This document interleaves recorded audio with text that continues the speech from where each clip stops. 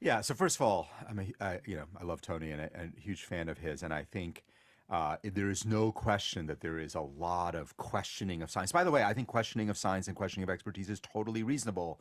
What has happened is people have weaponized doubts and the scientific process to go against the scientists. What we do about it, though, is interesting.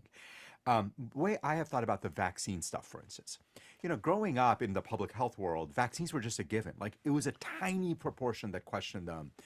And we all knew. And then, of course, the older generation that saw polio didn't really question these things.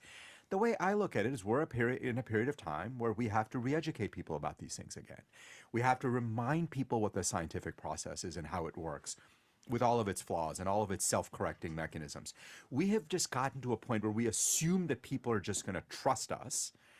And when that trust is lost, you have to re-engage with people, understand what's fueling that distrust, and you have to re-engage and you have to educate. Who does the re-engagement? Who does the educating? Well, all of us have to actually, I would say, but certainly those of us in public health, and that begins by learning how to reach across the breadth of the American society. We talked about churches earlier.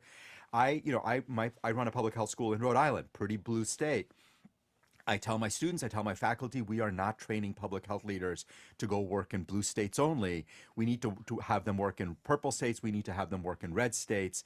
We need to train people on how to engage the American people much more broadly.